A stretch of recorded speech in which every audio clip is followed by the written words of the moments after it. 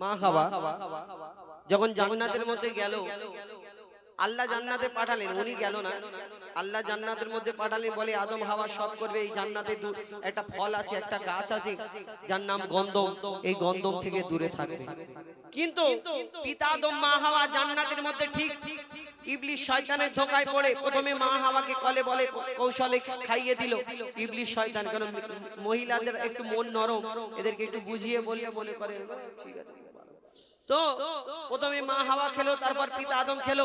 জান্নাতে যে পোশাকটা পরেছিল, আল্লাহ জান্নাতি পোশাকটা খুলে নিল, খুলে পড়ে গেল। তখন কি হবে? জান্নাতের মধ্যে কোনো পোশাক নেই, এই গাছের কাছে যায়, ওই গাছের কাছে যায়, ওই গাছের কাছে যায়, দুটো পাতা দাও, কোনো গাছ রাজি হয়নি। কিন্তু এই একটা গাছ পাতা দিয়েছিল যার নাম পেয়ারা। ওই আপনার পিতা আদমকে 3টে পাতা দিয়েছিল, মা হাওয়াকে 5টা দিয়েছিল। আমরা এই কাফনের কাপড়েতে 3 টুকরো 5 টুকরো কাফন করি। কিন্তু জান্নাত থেকে দুনিয়া আসলো কোথায়? পিতা আদমকে পাঠিয়েছিল শ্রীলঙ্কায়, মা হাওয়াকে পাঠিয়েছিল জেদ্দায়। পিতা আদম 300 বছর ধরে সিজদা করে কেঁদেছিল, আল্লাহ ক্ষমা করে দিন, আল্লাহ ক্ষমা করে দিন। আল্লাহ 300 বছর ক্ষমা করলেন না, তিনি সিজদা থেকে উঠে পড়লেন। উঠে চিন্তা করে ক্ষমা হয় না কেন? ওই আরশে মহল্লায় যখন পিতা আদম চিন্তা করে জান্নাতে ছিলাম, আরশে মহল্লায় আল্লাহর নাম লেখা ছিল, নামের পাশে আরেকটা নাম লেখা ছিল। সেই নাম যখন বলে আল্লাহর দরবারে সেই নামের ওসিলাতে ক্ষমা চাইলো, আল্লাহ ক্ষমা করেছিলেন।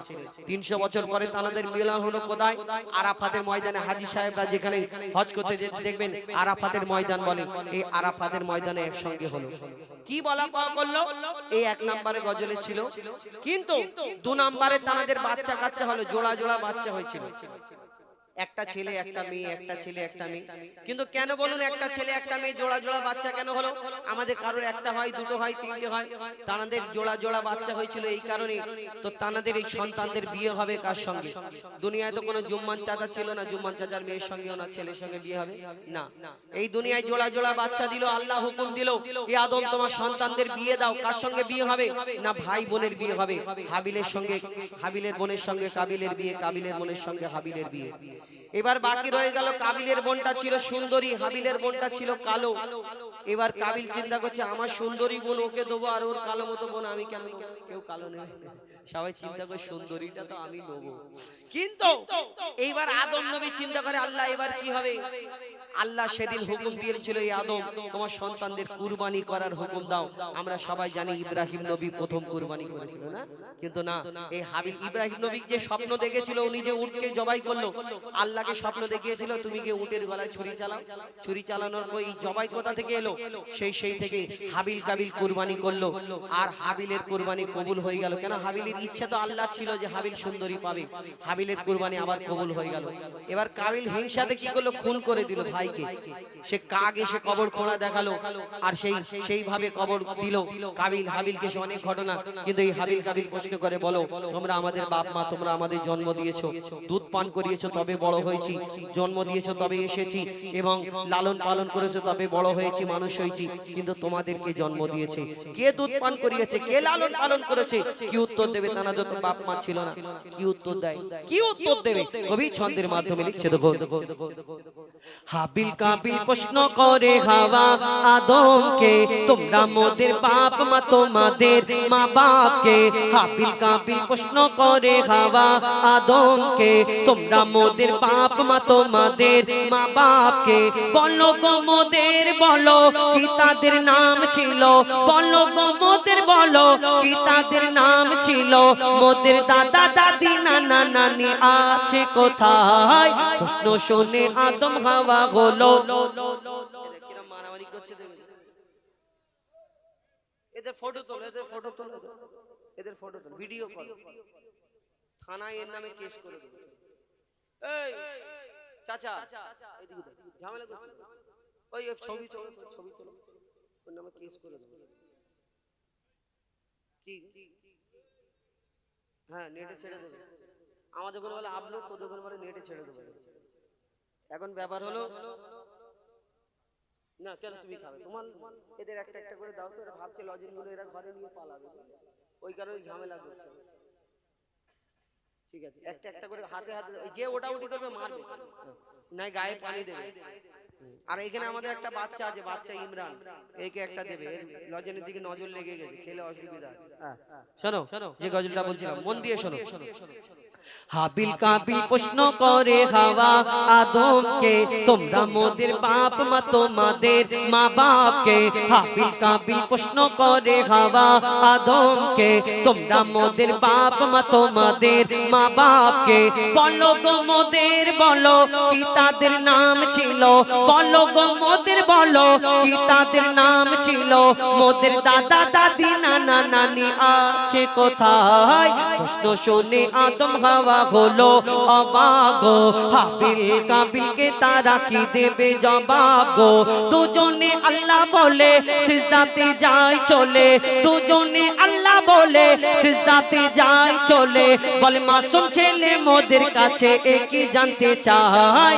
হাবিল কাবিল প্রশ্ন করে হাওয়া আদমকে, তোমরা মোদের বাপ মা তোমাদের মা বাপকে।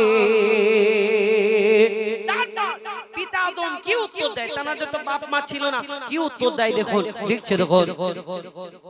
ওই বলছে আদম শোন তোরা শোন, মানব জাতির মাঝে সৃষ্টি আমি প্রথম। মোর পাজিরার হাড়ে খোদা হাওয়াকে গড়ে, আর গন্ধম খেলাম দুনিয়ায় এলাম জান্নাত ছেড়ে। মোদের কেউ জন্ম দেয়নি মোর মায়েরই দুধ খাইনি, মোদের কেউ জন্ম দেয়নি মোর মায়েরই দুধ খাইনি। পাইনি মোরা মা বাপের ভালোবাসা, মোদের নেই বাপ মা মোরা এতিম দুজনা। মা বাপ কি মোদের জানা হলো না, দুজনে এতিম মিসকিন নেই মোদের মা বাপের ঋণ। দুজনে এতিম মিসকিন নেই মোদের মা বাপের ঋণ। তাই মানব জাতির পিতা মাতা মোরা দুজনা। হাবিল কাবিল প্রশ্ন করে হাওয়া আদমকে, তোমরা মোদের বাপ মা তোমাদের মা বাপকে।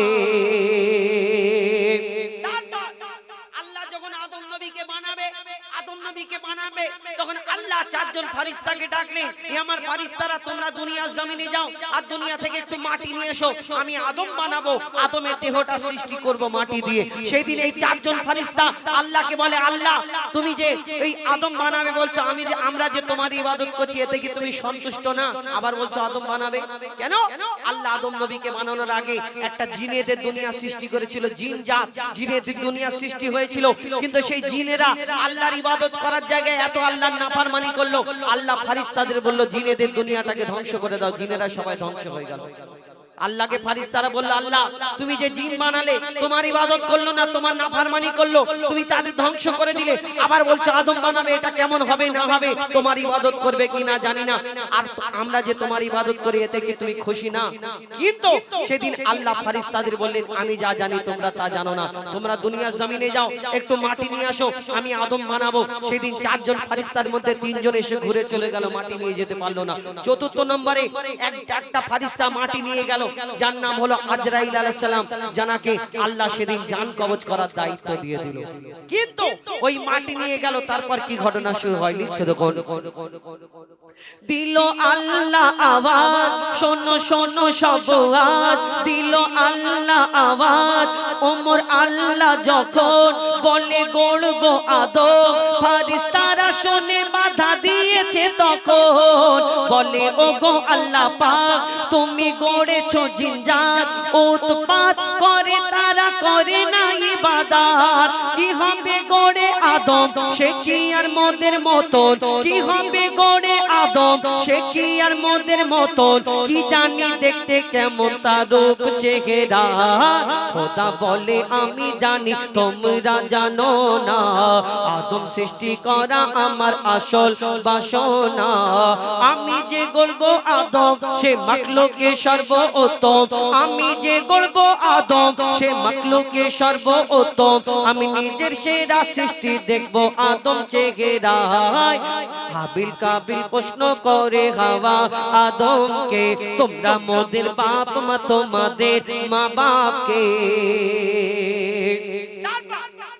ওই মাটি নিয়ে আল্লাহ যখন আদম নবীর দেহটাকে বানালো, বানিয়ে রাখলো, আল্লাহ আবার সব ফারিস্তাদের ডাকে, আমার ফারিস্তারা এসো, আমার আদমকে তোমরা সিজদা করে নাও।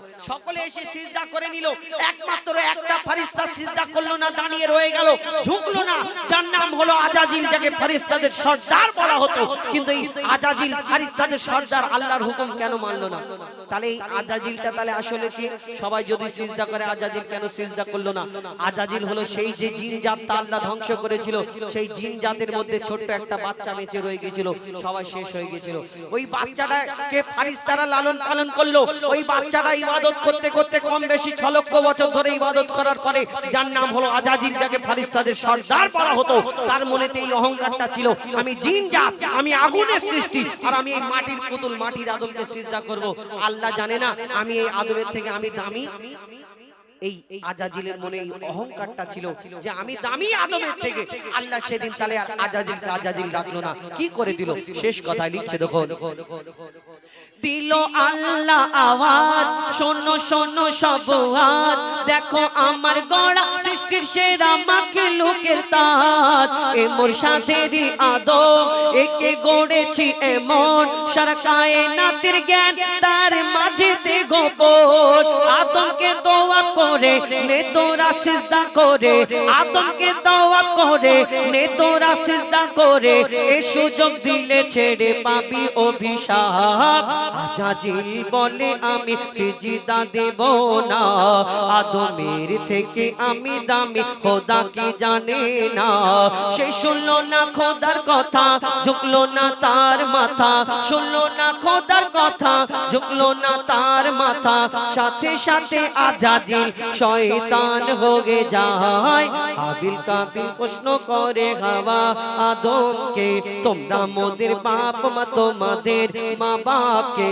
হাবিল কাবিল প্রশ্ন করে হাওয়া আদমকে, তোমরা মোদের বাপ মা, তোমাদের।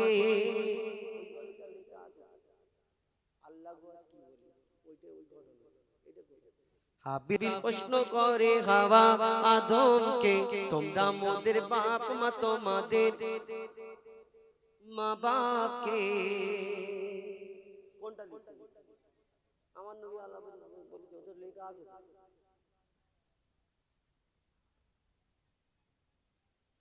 তুমি একটু বলে দেবে তো?